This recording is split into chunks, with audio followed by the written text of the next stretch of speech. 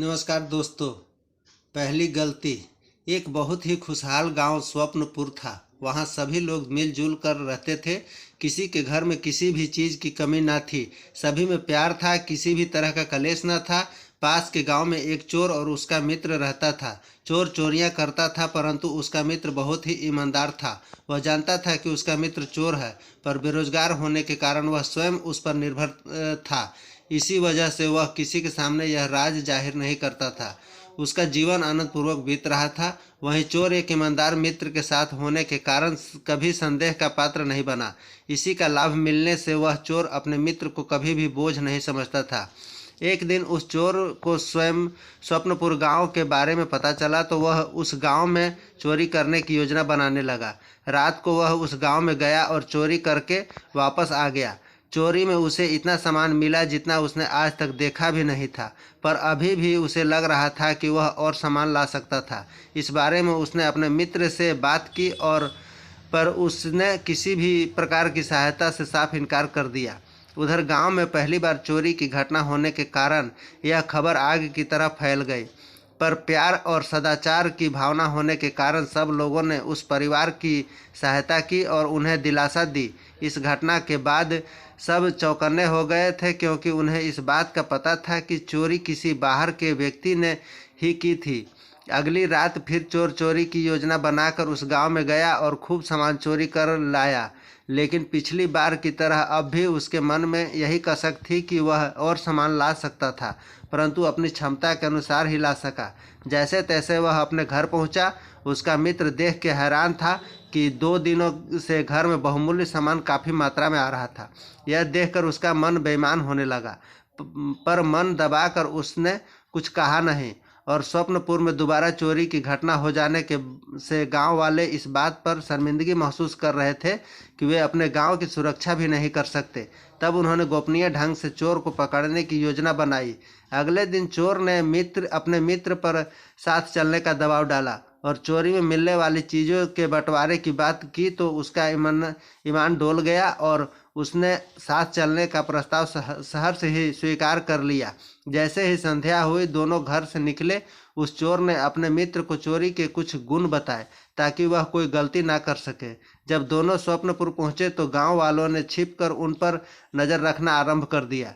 थोड़ी दूर जाते ही चोर को इस बात का आभास हो गया कि उसका पीछा किया जा रहा है, पर उसके मित्र को इस बारे में नहीं पता था। वह तो बहुत डरा हुआ व घबराया हुआ था। एक घर के पास पहुंचकर चोर ने अपने मित्र को दीवार फांदने को कहा। जैसे ही वह दीवार फांदकर घर में घुसा, चोर चालाकी दिखाते हुए गांव वालों को चकमा देकर गांव से बाहर निकल आया और रातों रात अपना सारा सामान समेटकर अपना गांव छोड़कर चला गया। वहां स्वप्नपुर में उसका मित्र घर में तो घुस गया था, पर जब उसने देखा कि उसका मित्र कुछ देर तक न आया तो उसके पसीने छूटने लगे। वह थोड़ा आगे बढ़ा तो उसके पैर एक बाल्टी से टकरा गए और बाल्टी गिरने के कारण शांत अंधेरे में बहुत तेज आवाज़ हुई। आवाज़ सुनते ही सारे गांव वाले उस घर के बाहर आ गए और उसे पकड़ लिया। वह घबराया हुआ बोल रहा था कि उसने कुछ नहीं किया है और माफ़ी मांगने लगा, पर गांव वालों ने उसे माफ़ नहीं किया और पहले हुई 2 चोरियों का इल्ज़ाम भी उसी पर डाल दिया गया। पूछताछ पर उसने अपने चोर मित्र को बारे में बताया। उसको ढूंढने की कोशिश की गई, पर बहुत शातिर होने के कारण वह हाथ नहीं आया और पहली बार चोरी करने आए उस इंसान को वह सज़ा भी काटनी पड़ी जो जुर्म उसने किया ही नहीं था। वह बार बार कह रहा था कि मैंने आज तक ऐसा कोई काम नहीं किया है।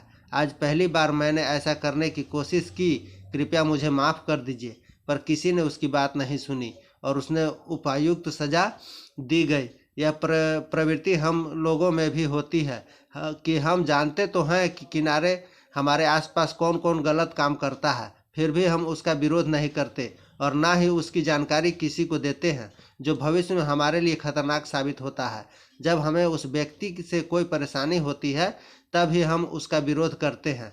ऐसे में इस बात का बहुत कम अंदेशा रहता है कि हमें इंसाफ मिलेगा।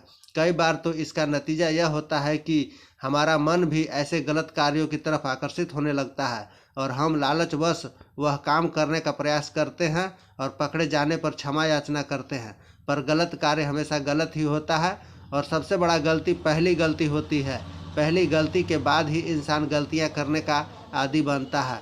इसलिए हमें दूसरों की गलतियों से सीख लेनी चाहिए और हमेशा खुद को सत्य की ओर प्रेरित करना चाहिए और प्रयास करना चाहिए कि हम अपने जीवन में ऐसी कोई पहली गलती ना करें जो भविष्य में हमें अंधकार की ओर ढकेल दे। उम्मीद है आपको ये शिक्षा देने वाली कहानी जरूर पसंद आई होगी।